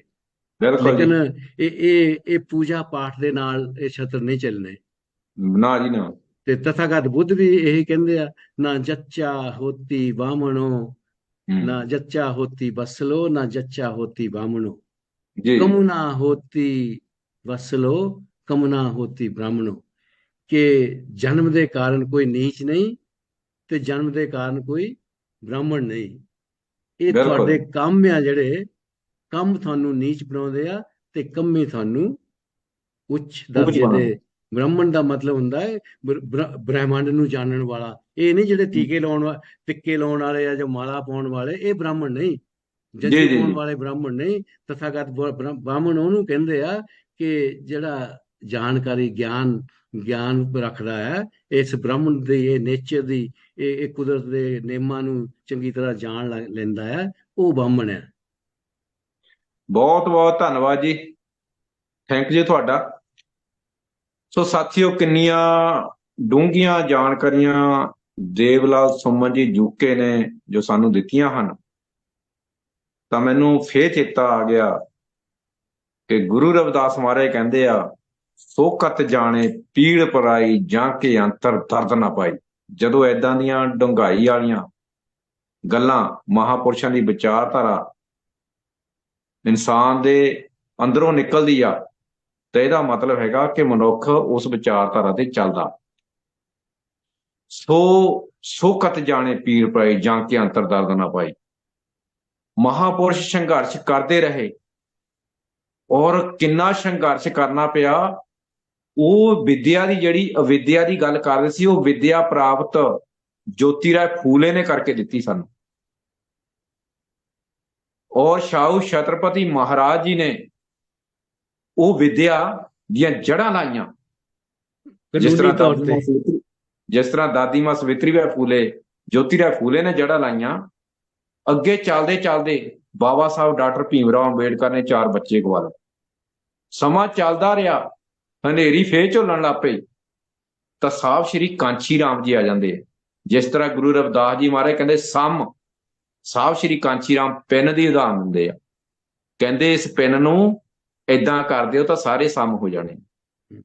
ਕਿੱਡੀਆਂ ਬੜੀਆਂ ਉਦਾਹਰਨਾਂ। ਸਾਹਿਬ ਸ਼੍ਰੀ ਕਾਂਚੀ ਰਾਮ, ਛੋਟ ਬੜੇ ਸਭ ਸਮ ਬਸੇ। ਹਾਂਜੀ, ਛੋਟ ਬੜੇ ਸਭ ਸਮ ਸਾਰੇ ਬਰਾਬਰ ਕਰਨੇ ਆ। ਤਾਂ ਕਿੱਡੀ ਬੜੀ ਗੱਲ ਹੈਗੀ ਆ ਕਿ ਜਦੋਂ ਸਾਹਿਬ ਸ਼੍ਰੀ ਕਾਂਚੀ ਰਾਮ ਦਿੱਲੀ ਦੇ ਵਿੱਚ ਝੁੱਗੀਆਂ ਝੌਪੜੀਆਂ ਵਿੱਚ ਘੁੰਮਦੇ ਆ, ਤਾਂ ਉਹਨਾਂ ਦੇ ਹਾਲਾਤ ਦੇਖਦੇ ਆ। ਭੁੱਖੇ ਢਿੱਡ ਸੌਂਦੇ ਆ ਲੋਕ, ਬਗੈਰ ਕੱਪੜਿਆਂ ਤੋਂ ਸੌਂਦੇ ਆ, ਪੁਲਾਂ ਦੇ ਥੱਲੇ ਸੌਂਦੇ ਆ। ਤਾਂ ਕਹਿੰਦੇ ਮੇਰਾ ਸੀਨਾ ਫੜ ਜਾਂਦਾ। ਇਹਨੂੰ ਕਹਿੰਦੇ ਸੋਕਤ ਜਾਣੇ ਪੀਰ ਪਰਾਈ, ਜਾਂ ਕੇ ਅੰਤਰ ਦਰਦ ਨਾ ਪਾਈ। ਅੱਜ ਸਾਡੇ ਕੋਲ ਸਭ ਕੁਛ ਆ, ਮਹਾਂਪੁਰਸ਼ਾਂ ਦੀ ਵਿਚਾਰਧਾਰਾ ਤੇ ਪਹਿਰਾ ਦੇਣ ਦਾ ਸਾਥੀਓ ਹੁਣ ਸਮਾਂ ਆ। ਇਹ ਅਗਲਾ ਕੋਈ ਜਨਮ ਨਹੀਂ ਹੈਗਾ, ਮਾਨਸ ਜਨਮ ਦੁਲੰਭ ਹੈ। ਹੋਤ ਨਾ ਬਾਰੋ ਬਾਰ, ਜੋ ਫਲ ਪਾਕੇ ਭੋਗਰੇ, ਬਹੁ ਨਾ ਲਾਗੇ ਡਾਰ। ਅਗਲਾ ਪਿਛਲਾ ਕੋਈ ਜਨਮ ਨਹੀਂ, ਇਸੇ ਗੱਲ ਨੂੰ ਮਹਾਂਪੁਰਸ਼ਾਂ ਨੇ ਜਾਣਿਆ ਸੀਗਾ। ਸੁਮਨ ਸਾਹਿਬ, 1 ਮਿੰਟ ਹੈ ਜੀ ਲਾਟ ਤੇ, ਤੁਸੀਂ ਕੀ ਸੰਦੇਸ਼ ਦੇਣਾ ਚਾਹੁੰਦੇ ਹੋ? ਇਹ ਸੰਦੇਸ਼ ਇਹ ਹੀ ਹੈ ਕਿ ਅਗਰ ਅਸੀਂ ਆਪਣੇ ਸਤਿਗੁਰਾਂ ਦੀ ਮਹਾਂਪੁਰਸ਼ਾਂ ਦੀ ਵਿਚਾਰਧਾਰਾ ਨੂੰ ਪੜ੍ਹੀਏ ਜੀ ਤੇ ਜਾਣੀਏ, ਜਾਣ ਕੇ ਸਮਝ ਕੇ ਤੇ ਅਸੀਂ ਉਹਨੂੰ ਅਪਣਾਈਏ। ਜੀ ਜੀ ਜਦੋਂ ਅਸੀਂ ਅਪਣਾ ਲਵਾਂਗੇ ਤਾਂ ਉਦੋਂ ਆਪਣੇ ਆਪ ਜਿਹੜਾ ਸਾਡਾ ਸਮਾਜ ਦਾ ਦੁੱਖ ਦਰਦ ਆ ਉਹ ਦੂਰ ਹੋ ਜਾਊਗਾ। ਕਿਉਂਕਿ ਇਹ ਜਿਹੜੇ ਮਹਾਂਪੁਰਸ਼ ਸਤਿਗੁਰੂ ਰਵਿਦਾਸ ਜੀ, ਤਥਾਗਤ ਬੁੱਧ ਜੀ, ਬਾਬਾ ਸਾਹਿਬ ਡਾਕਟਰ ਅੰਬੇਡਕਰ ਜੀ, ਸ਼ਾਹੂ ਜੀ ਮਹਾਰਾਜ, ਤੇ ਜੋਤੀਰਾਓ ਫੂਲੇ ਜੀ, ਦਾਦੀ ਮਾਂ ਸਵਿਤਰੀ ਜੀ, ਕਾਂਸ਼ੀ, ਇਹ ਜਿਹੜੇ ਮਹਾਂਪੁਰਸ਼ ਹੁੰਦੇ ਹਨ, ਇਹ ਬੜੇ ਦੁਰਲੱਭ ਹੁੰਦੇ ਨੇ। ਜਿੱਦਾਂ ਤੁਸੀਂ ਕਿਹਾ ਹੈ, ਮਾਨਸ ਜਨਮ ਦੁਰਲੱਭ ਹੈ। ਤਾਂ ਜੀ ਇੱਥੇ ਜੀ ਜੀ ਤਥਾਗਤ ਬੁੱਧ ਦਾ ਇੱਕ ਸ਼ਲੋਕ ਮੈਂ ਤੁਹਾਡੇ ਨਾਲ ਸਾਂਝਾ ਕਰਦਾ ਜਾਵਾਂ ਕਿ ਜੀ ਤਥਾਗਤ ਇਹਨਾਂ ਮਹਾਂਪੁਰਸ਼ਾਂ ਬਾਰੇ, ਇਹਨਾਂ ਮਹਾਨ ਸ਼ਖਸੀਅਤਾਂ ਬਾਰੇ ਇੱਕ ਜੀ ਸ਼ਲੋਕ ਬੁੱਧ ਵਗ ਦੇ ਵਿੱਚ ਸਾਨੂੰ ਸਮਝਾਉਂਦੇ ਆ। ਕਹਿੰਦੇ ਆ, ਕੀ ਕਹਿੰਦੇ ਆ ਜੀ? ਦੁਰਲਭੋ ਪੁਰਸਾ ਜਨੋ, ਨਾ ਸੋ ਸਵੱਥ ਜਾਇਤੀ, ਜੀ ਜਤ ਸੋ ਜਾਤੀ ਧੀਰੋ, ਤੰ ਕੁਲੰ ਸੁਖ ਮੇਦਤੀ। ਉਹ ਕਹਿੰਦੇ ਸੁਮਨ ਆ, ਸਾਹਿਬ, ਇਹ ਪਾਲੀ ਭਾਸ਼ਾ ਜੀ? ਇਹ ਪਾਲੀ ਭਾਸ਼ਾ ਦੇ ਵਿੱਚ ਹੈ, ਜਿਹੜੀ ਕਿ ਉਸ ਸਮੇਂ ਦੇ, ਮੈਂ ਤੁਹਾਨੂੰ ਇੱਥੇ ਦੱਸਦਾ ਜਾਵਾਂ ਕਿ ਇਹ ਭਾਸ਼ਾ ਜਿਹੜੀ ਹੈ, ਤਥਾਗਤ ਬੁੱਧ ਨੇ ਜਿਹੜੇ ਆਪਣੇ ਜਿਹੜੀ ਬਾਣੀ ਦਿੱਤੀ ਆ, ਲੋਕਾਂ ਦੀ ਆਪਣੀ ਭਾਸ਼ਾ ਸੀ ਜਿਹੜੀ ਉਹਦੇ ਵਿੱਚ ਦਿੱਤੀ ਆ। ਕਿਉਂਕਿ ਸੰਸਕ੍ਰਿਤ ਜਿਹੜੀ ਆ ਉਹ ਤਾਂ ਸਿਰਫ ਬ੍ਰਾਹਮਣਾਂ ਤੱਕ ਸੀਮਤ ਸੀ, ਤੇ ਜੀ ਇਹ ਜੀ ਜੀ ਪਾਲੀ ਭਾਸ਼ਾ ਲੋਕਾਂ ਦੀ ਆਮ ਭਾਸ਼ਾ ਸੀ। ਤੇ ਤਥਾਗਤ ਬੁੱਧ ਨੇ ਜਿਹੜੇ ਆਪਣਾ ਬਾਣੀ ਜਿਹੜੀ ਆਪਣੇ ਪ੍ਰਵਚਨ ਦਿੱਤੇ ਆ, ਲੋਕਾਂ ਦੇ ਸਮਝ ਆ ਸਕਣ, ਉਹਨਾਂ ਦੀ ਬਾਣੀ ਦੇ ਵਿੱਚ ਦਿੱਤੇ ਆ। ਤਾਂ ਇਹ ਸਾਡੇ ਦੁਸ਼ਮਣ ਨੇ ਕੀ ਕੀਤਾ, ਅਗਰ ਕਿਸੇ ਦੇ ਮਹਾਂਪੁਰਸ਼ਾਂ ਦਾ ਇਸ ਇਤਿਹਾਸ ਨੂੰ ਮਿਟਾਉਣਾ ਹੋਵੇ, ਉਹਨਾਂ ਦੀ ਜਿਹੜੀ ਭਾਸ਼ਾ ਨੂੰ ਖਤਮ ਕਰ ਦਿਓ। ਤਾਂ ਇਹਨਾਂ ਨੇ ਇਹ ਜਿਹੜੀ ਪਾਲੀ ਭਾਸ਼ਾ ਜਿਹੜੀ ਆ, ਇਹ ਪਾਲੀ ਭਾਸ਼ਾ ਨੂੰ ਹੀ ਖਤਮ ਕਰ ਦਿੱਤਾ। ਸਕੂਲ ਬੰਦ ਕਰਾ ਦਿੱਤੇ। ਇਹ ਆਪਣੇ ਜਿਹੜੀਆਂ ਨਾਲੰਦਾ ਵਰਗੀਆਂ ਯੂਨੀਵਰਸਿਟੀਆਂ ਸੀਗੀਆਂ ਉਹ ਬੰਦ ਕਰਵਾ ਜੀ ਦਿੱਤੀਆਂ, ਜਿੱਥੇ ਪਾਲੀ ਭਾਸ਼ਾ ਦੇ ਜਿਹੜੇ ਵੱਡੇ ਵੱਡੇ ਪ੍ਰੋਫੈਸਰ ਪੈਦਾ ਕਰਦੀ ਸੀਗੀ। ਤਾਂ ਲੇਕਿਨ ਬਿਲਕੁਲ ਕੋਟੀ ਕੋਟੀ ਨਮਨ ਆ ਤਾਂ ਬਾਬਾ ਸਾਹਿਬ ਡਾਕਟਰ ਅੰਬੇਡਕਰ ਜੀ ਨੂੰ, ਜਿਨ੍ਹਾਂ ਦੇ ਕਰਕੇ ਸਾਨੂੰ ਮੁੜ ਕੇ ਸਾਡਾ ਵਿਰਾਸਤ ਮਿਲ ਗਈ, ਸਾਨੂੰ ਆਪਣਾ ਬੁੱਧ ਧਰਮ ਮਿਲਿਆ, ਤੇ ਉਹਦੇ ਵਿੱਚ ਸਾਨੂੰ ਇਹ ਭਾਸ਼ਾ ਸਿੱਖਣ ਦਾ ਜਿਹੜਾ ਮੌਕਾ ਮਿਲਿਆ। ਤੇ ਇਹ ਜਿਹੜੀ ਮੈਂ ਭਾਸ਼ਾ ਦੇ ਵਿੱਚ ਸ਼ਲੋਕ ਬੋਲਿਆ ਆ ਕਿ ਜੀ ਦੁਰਲਭੋ ਪੁਰਸਾ ਜਨੋ, ਇਹਦਾ ਮਤਲਬ ਆ ਜਿਹੜੇ ਮਹਾਂਪੁਰਸ਼ ਹੁੰਦੇ ਹਨ ਇਹ ਬੜੇ ਦੁਰਲੱਭ ਹੁੰਦੇ ਹਨ। ਜੀ ਜੀ ਜੀ ਇਹ ਮਹਾਨ ਸ਼ਖਸੀਅਤਾਂ ਜਿਹੜੀਆਂ ਬੜੀਆਂ ਦੁਰਲੱਭ ਹੁੰਦੀਆਂ ਹਨ। ਨਾ ਸੋ ਸਵੱਥ ਜਾਇਤੀ, ਜੀ ਇਹ ਐਵੇਂ ਨਹੀਂ ਪੈਦਾ ਹੁੰਦੇ, ਹਰ ਜਗ੍ਹਾ ਨਹੀਂ ਪੈਦਾ ਹੁੰਦੇ। ਜੀ ਜੀ ਜੀ ਇਹਨਾਂ ਦਾ ਪੈਦਾ ਹੋਣਾ ਜਿਹੜਾ ਆ ਉਹ ਬੜਾ ਦੁਰਲੱਭ ਆ। ਬਿਲਕੁਲ ਜਤ ਸੋ ਜਾਤੀ ਧੀਰੋ, ਇਹ ਫਿਰ ਜਿੱਥੇ ਵੀ ਪੈਦਾ ਹੁੰਦੇ ਨੇ, ਤੰ ਕੁਲੰ ਸੁਖ ਮੇਦਤੀ, ਕੁਲਾਂ ਜਿਹੜੀਆਂ ਆਉਣ ਵਾਲੀਆਂ ਆ, ਉਹਨਾਂ ਦੀ ਵਿਚਾਰਧਾਰਾ ਦੇ ਉੱਤੇ ਚੱਲ ਕੇ ਕੁਲਾਂ ਸੁਖ ਮਾਣਦੀਆਂ, ਸੁਖ ਮੇਦਤੀ। ਤੰ ਜੀ ਕੁਲੰਗ, ਜੀ ਕੁਲੰਗ ਦਾ ਮਤਲਬ ਹੁੰਦਾ ਜੀ ਕੁਲਾਂ ਜੀ ਸੁਖ ਜੀ ਜੀ ਮਾਣਦੀਆਂ ਹਨ। ਤੇ ਅੱਜ ਦਾ ਇਹ ਸੁਨੇਹਾ ਆ, ਅਗਰ ਅਸੀਂ ਸੱਚੇ ਮਨ ਦੇ ਨਾਲ ਆਪਣੇ ਮਹਾਂਪੁਰਸ਼ਾਂ ਦੀ ਵਿਚਾਰਧਾਰਾ ਨੂੰ ਮੰਨਦੇ ਹਾਂ ਤੇ ਉਹਨਾਂ ਦੀ ਵਿਚਾਰਧਾਰਾ ਨੂੰ ਮੰਨੀਏ, ਉਹਨਾਂ ਤੇ ਚੱਲੀਏ, ਚੱਲ ਕੇ ਤਾਂ ਅਸੀਂ ਅੱਜ ਜਿਹੜਾ ਹੁਣ ਸਮਾਂ ਆ, ਬੜਾ ਖਤਰਨਾਕ ਸਮਾਂ ਸਾਡੇ ਤੇ ਆ ਰਿਹਾ ਹੈ, ਸਾਡੇ ਸਮਾਜ ਬਿਲਕੁਲ ਦੇ ਉੱਪਰ, ਭਾਰਤ ਦੇ ਉੱਪਰ ਬਹੁਤ ਮਤਲਬ ਇੱਕ ਬਹੁਤ ਭਾਰੀ ਸਮਾਂ ਜਿਹੜਾ ਆ, ਦੁਖਦਾਇਕ ਸਮਾਂ ਆ ਰਿਹਾ ਆ। ਅਗਰ ਇਸ ਦੁੱਖ ਨੂੰ ਦੂਰ ਕਰਨਾ ਆ ਤੇ ਆਓ ਸਤਿਗੁਰੂ ਰਵਿਦਾਸ ਜੀ ਦਾ ਜਿਹੜਾ ਸ਼ਲੋਕ ਆ, ਸਤ ਸੰਗ ਮਿਲ ਰਹੀਓ ਮਾਧੋ, ਜੈਸੇ ਮਤ ਮੁਖੀਰਾ, ਸਾਡੇ ਜੁੜ ਜੋ ਇੱਕ ਝੰਡੇ ਥੱਲੇ ਆ ਕੇ, ਤਾਂ ਇਕਜੁੱਟ ਹੋ ਕੇ ਆਪਣਾ ਰਾਜ ਲੈ ਆਈਏ। 2024 ਦੀਆਂ ਜਿਹੜੀਆਂ 2024 ਦੀਆਂ ਇਸ ਸਾਲ ਦੇ ਇਲੈਕਸ਼ਨ ਆਉਣ ਵਾਲੀ ਆ, ਇਸ ਇਲੈਕਸ਼ਨ ਦੇ ਵਿੱਚ ਏਡੀਆਂ ਵੱਡੀਆਂ ਮੱਲਾਂ ਮਾਰੀਏ ਤੇ ਅਸੀਂ ਕਿੰਗ ਮੇਕਰ ਬਣ ਜਾਈਏ। ਤੇ ਜੀ ਜੀ ਲੋਕ ਜੀ ਸਾਡੀ ਸਲਾਹ ਲੈਣ ਕੇ ਦੱਸੋ ਬਈ ਕੀ ਕਰਨਾ ਆ। ਬਿਲਕੁਲ ਇਹਨੂੰ ਕਹਿੰਦੇ ਯੂਨਿਟੀ। ਬਿਲਕੁਲ ਜੀ ਬਿਲਕੁਲ ਇਹ ਯੂਨਿਟੀ ਤਾਂ ਹੀ ਹੋਣੀ ਆ ਤੇ ਜਦੋਂ ਫਿਰ ਅਸੀਂ ਕਵਾਂਗੇ। ਬਾਬਾ ਸਤਿਗੁਰੂ ਰਵਿਦਾਸ ਦਾ ਸ਼ਲੋਕ ਆ, ਰਵਿਦਾਸ ਮਾਨੁਸ਼ ਨਾ ਜੁੜ ਸਕੇ, ਜਿਉਂ ਲਓ ਜਾਤ ਨਾ ਜਾਤ। ਜਦੋਂ ਅਸੀਂ ਆਪਣੀਆਂ ਸਾਰੀਆਂ ਜਾਤਾਂ ਪਾਤਾਂ ਦੇ ਵਿੱਚੋਂ ਨਿਕਲ ਕੇ ਬਾਬਾ ਸਾਹਿਬ ਡਾਕਟਰ ਅੰਬੇਡਕਰ ਜੀ ਦਾ ਸੁਨੇਹਾ ਜਾਤੀ ਵਿਹੀਨ ਸਮਾਜ ਬਣਾ ਕੇ ਇੱਕ ਝੰਡੇ ਥੱਲੇ ਇਕੱਤਰ ਹੋ ਕੇ, ਤਾਂ ਅਸੀਂ ਯੂਨਿਟੀ ਬਣਾ ਕੇ ਤਾਂ ਇਸ ਮੈਦਾਨੇ ਯੁੱਧ ਦੇ ਵਿੱਚ ਜਦੋਂ ਅਸੀਂ ਜਾਵਾਂਗੇ ਤਾਂ ਆਪਾਂ ਜਿੱਤ ਪ੍ਰਾਪਤ ਕਰਾਂਗੇ। ਬਿਲਕੁਲ ਜੀ, ਬਹੁਤ ਬਹੁਤ ਧੰਨਵਾਦ। ਤੇ ਸਾਥੀਓ, ਅਸੀਂ ਬੁੱਧ ਕਿਹਨੂੰ ਕਹਿੰਦੇ ਆ, ਸਮਾਜ ਦੀਆਂ ਸਥਿਤੀਆਂ ਕੀ ਹੁੰਦੀਆਂ ਹਨ, ਬਾਬਾ ਸਾਹਿਬ ਡਾਕਟਰ ਭੀਮ ਰਾਓ ਅੰਬੇਡਕਰ ਜੀ ਅਛੂਤ ਕੌਣ ਤੇ ਕਿਵੇਂ ਬਣੇ, ਆਪਣੀ ਜਿਹੜੀ ਕਿਤਾਬ ਆ ਗੁਰੂ ਰਵਿਦਾਸ ਨੰਦ ਲਾਲ ਚੋਖਾ ਮੇਲਾ ਨੂੰ ਇਹ ਜਿਹੜੀ ਆ ਇਹਨਾਂ ਮਹਾਪੁਰਸ਼ਾਂ ਨੂੰ ਜਿਹੜੀ ਆ ਸਮਰਪਿਤ ਕਰਦੇ ਆ, ਉਹਨੂੰ ਸਾਨੂੰ ਪੜ੍ਹ ਲੈਣਾ ਚਾਹੀਦਾ ਵੀ ਕਿੱਦਾਂ ਇਹ ਵਿਚਾਰਧਾਰਾ ਚੱਲੀ ਜਾਂਦੀ ਆ ਔਰ ਕਿੱਦਾਂ ਨੀਚ ਬਣਾਇਆ ਗਿਆ। ਸੋ ਉੱਥੋਂ ਪਤਾ ਲੱਗ ਜਾਂਦਾ ਹੈਗਾ। ਤੇ ਮੈਂ ਇੱਕ ਹੋਰ ਬੇਨਤੀ ਕਰਦਾ ਕਿ ਸਮਾਜ ਨੂੰ ਵੱਧ ਤੋਂ ਵੱਧ ਆਪਣੇ ਮਹਾਪੁਰਸ਼ਾਂ ਨੂੰ ਪੜ੍ਹਨਾ ਚਾਹੀਦਾ। ਦੇਖੋ, ਇਸ ਸੰਸਾਰ ਤੇ ਬੈਠੇ ਨਹੀਂ ਰਹਿਣਾ, ਕਿਉਂਕਿ ਬਾਬਾ ਸਾਹਿਬ ਡਾਕਟਰ ਭੀਮ ਰਾਓ ਅੰਬੇਡਕਰ ਜੀ ਕਹਿੰਦੇ ਹਨ, ਕਹਿੰਦੇ ਇਨਸਾਨ ਦਾ ਪਹਿਲਾ ਲਕਸ਼ ਗਿਆਨ ਪ੍ਰਾਪਤ ਕਰਨਾ, ਪਹਿਲਾ ਲਕਸ਼ ਗਿਆ ਉਹਨਾਂ ਨੇ। ਅੱਜ ਸਾਡੇ ਕੋਲ ਬਹੁਤ ਕੁਝ ਆ ਗਿਆ ਹੈਗਾ, ਅੱਜ ਸਾਡੇ ਕੋਲ ਸਮਾਂ ਵੀ ਹੈਗਾ। ਸਮਾਂ ਜੇਕਰ ਕੱਢਾਂਗੇ ਨਿਕਲਣਾ, ਨਹੀਂ ਤਾਂ ਸਮਾਂ ਇਨਸਾਨ ਦੇ ਕੋਲ ਕਦੇ ਵੀ ਨਹੀਂ ਹੁੰਦਾ। ਇਹਨਾਂ ਸ਼ਬਦਾਂ ਨਾਲ ਸਮਾਪਤੀ ਜੀ। ਸੁਮਨ ਸਾਹਿਬ, ਆਪ ਜੀ ਦਾ ਬਹੁਤ ਬਹੁਤ ਧੰਨਵਾਦ। ਨਮੋ ਬੁੱਧਾਏ, ਜੈ ਨਮੋ ਭੀਮ, ਬੁੱਧਾਏ, ਜੈ ਭੀਮ, ਜੈ ਗੁਰਦੇਵ, ਜੈ ਗੁਰੂ, ਜੈ ਪ੍ਰਬੁੱਧ ਭਾਰਤ ਜੀ। ਜੈ ਪ੍ਰਬੁੱਧ।